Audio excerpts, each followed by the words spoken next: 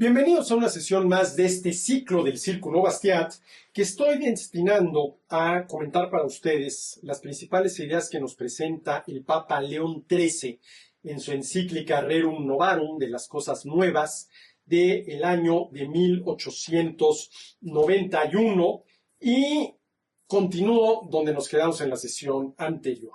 A ver, a mí me queda claro que en la primera parte de la encíclica, del apartado 1 al apartado 23, el Papa León XIII asume, vamos a decirlo así, una postura liberal, pero que a partir del apartado 24 en adelante, sí asume una visión socialista de entrada a favor de la redistribución gubernamental del ingreso, ¿sí? Amparada, vamos a decirlo así, o justificada, vamos a decirlo así, por la justicia distributiva, que será muy distributiva, y precisamente por ser distributiva, acaba siendo injusticia. Esto ya lo traté en las 3 sesiones anteriores y voy a avanzar.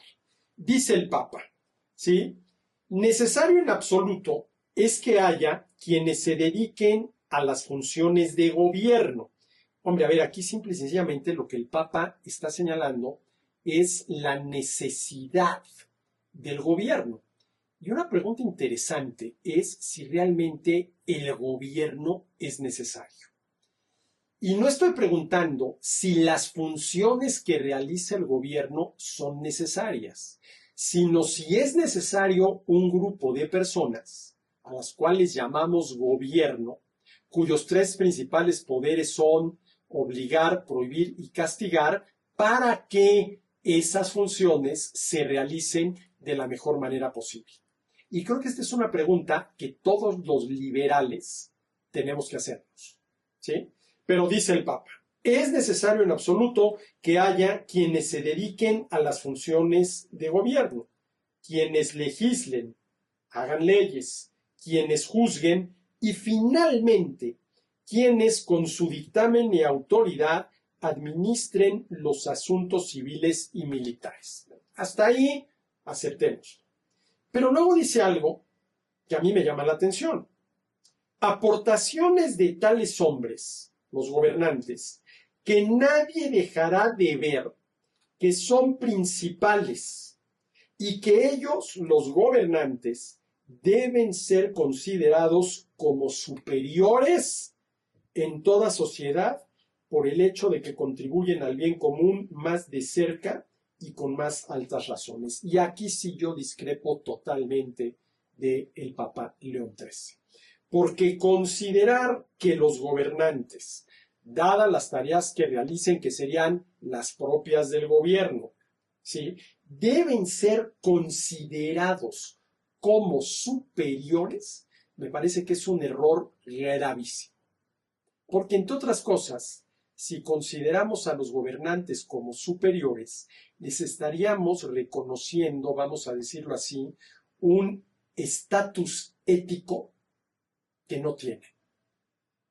Y estaríamos ya diferenciándolos desde el punto de vista de ese estatus ético del resto de los ciudadanos. Y esto sí me parece muy grave, ¿sí? Que a los gobernantes haya que considerarlos como superiores. Ahora, ¿superiores en qué sentido? ¿En qué sentido? Sí. Ahora, claro, hay mucha gente que así lo considera.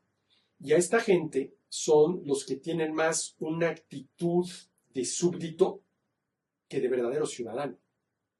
Porque la persona que tiene la actitud de súbdito, en el fondo, sí le reconoce una cierta superioridad a los gobernantes.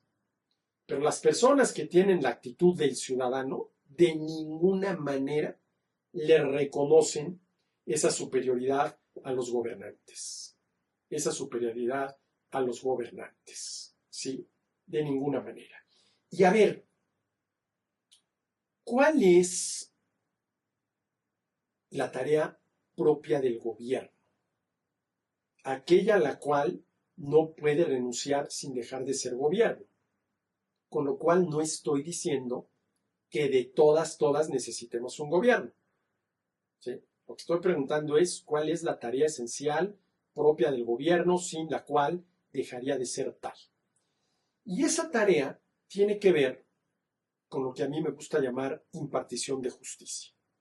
Ya varias veces he dicho que la justicia es esa virtud por la cual respetamos los derechos de los demás. Es justo quien respeta los derechos de los demás. Momento de recordar lo que decía Sócrates. Más vale padecer una injusticia que cometerla. Más vale ser víctima de una injusticia que ser una persona injusta, ¿sí? Que comete injusticias, que viola derechos de los demás, que comete, para decirlo muy claramente, delitos, ¿sí? Y esto de la justicia, entendida como esa virtud por la cual respetamos los derechos de los demás, tiene, a mí me gusta llamarlo así, dos momentos. El primer momento es el de la práctica de la justicia, que consiste en respetar los derechos de los demás y que nos corresponde a cada uno de nosotros. Cada uno de nosotros tiene la obligación ética y eso quiere decir que tenemos que asumir esa obligación, ¿sí? Por decisión propia, de manera autónoma y no porque alguien más de forma heterónoma, a través de normas jurídicas, nos la imponga.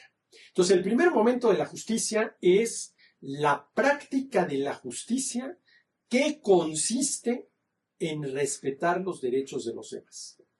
Pero a ver, nunca falta quien no está dispuesto, por las razones que sean, a respetar los derechos de los demás. Nunca faltan personas injustas que violan derechos de los demás. Nunca faltan asesinos que violan el derecho a la vida, secuestradores que violan el derecho a la libertad, ladrones que violan el derecho a la propiedad. Nunca faltan delincuentes. ¿Qué hacer con esos delincuentes?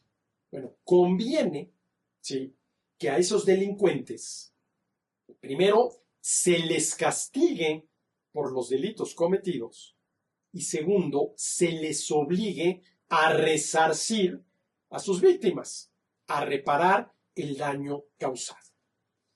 Y a esto, obligar a resarcir a los delincuentes y castigarlos, es a lo que yo llamo impartición de justicia, que le corresponde al gobierno.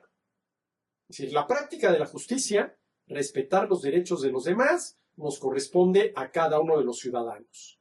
La impartición de justicia, entendida como castigar al delincuente y obligarlo a resarcir, le corresponde al gobierno, ¿sí? Y esto supone, primero, que el gobierno prohíba violar derechos, que el gobierno, ¿sí?, prevenga en la medida de lo posible la violación de derechos, y en los casos en los cuales la prevención no surtió efecto y se cometieron delitos, que el gobierno castigue al delincuente y lo obligue a resarcir.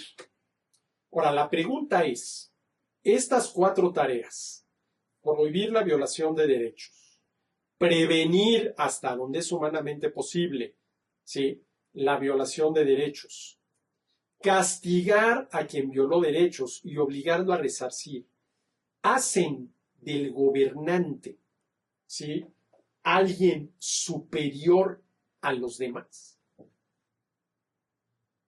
Realmente podemos decir, como dice el Papa, que a los gobernantes, ¿sí?, hay que considerarlos como superiores. A mí me parece que esta afirmación es muy peligrosa. ¿Sí? Es muy peligrosa, ¿sí?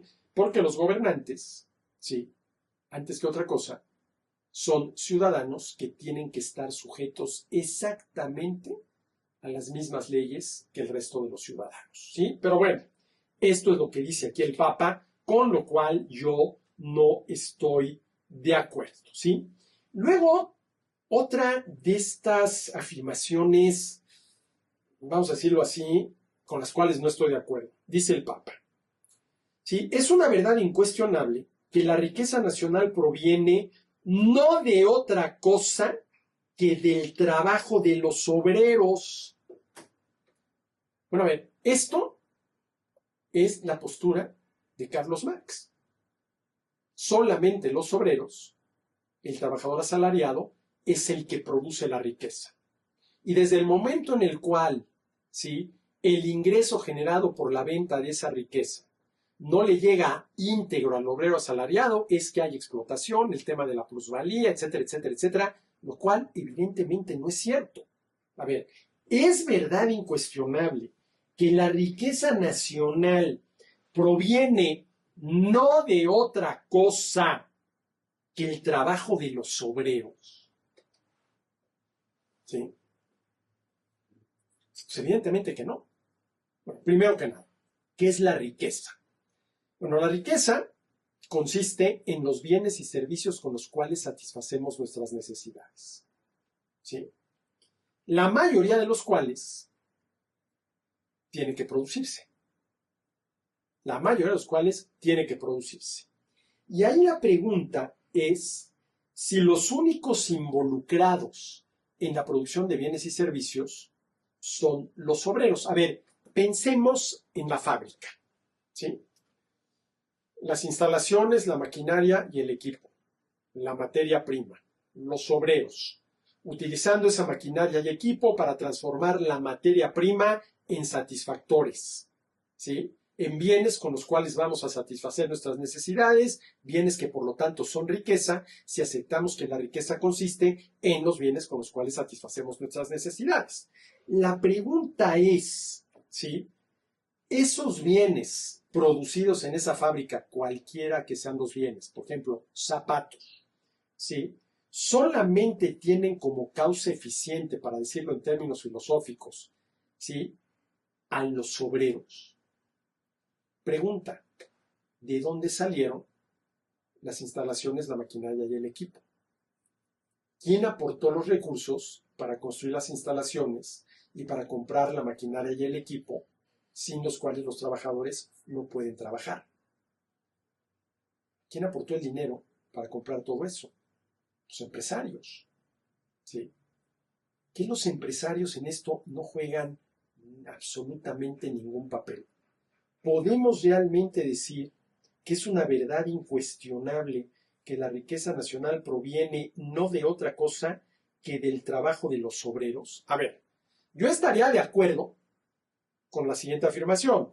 Es una verdad incuestionable de que la mayor parte de la riqueza nacional proviene no de otra cosa que del trabajo, pero del trabajo de todos los involucrados en la producción de bienes y servicios. Y ahí hay que incluir, sin duda alguna, a los empresarios, a todo el trabajo gerencial dentro de una empresa. No nada más es el de los obreros. ¿Y por qué digo que estaría de acuerdo si la afirmación dijera, es una verdad incuestionable, que la mayor parte de la riqueza nacional, no toda? Porque, a ver, ¿sí?, ¿cuál es la necesidad más apremiante que tenemos los seres humanos? Respirar. ¿Cómo se llama el satisfactor con el cual satisfacemos esa necesidad? Aire. Aire, y en concreto el oxígeno que está en el aire, que afortunadamente no hay que producir, porque está ahí como un don de la naturaleza. ¿Sí? Entonces, es verdad incuestionable que la riqueza nacional proviene no de otra cosa que del trabajo de los obreros. Yo estaría de acuerdo con la siguiente afirmación. Es verdad incuestionable que la mayor parte de la riqueza nacional proviene no de otra cosa que del trabajo, pero no nada más del trabajo, ¿sí?, de los obreros asalariados. Y luego dice el Papa, la equidad exige por consiguiente que las autoridades públicas, por lo cual entiendo yo el gobierno, prodiguen sus cuidados al proletariado para que éste reciba algo de lo que aporta al bien común, como la casa, el vestido y el poder sobrellevar la vida con mayor facilidad. Que tenemos nuevamente una visión claramente socialista, como explicaré en la próxima entrega. Hasta entonces.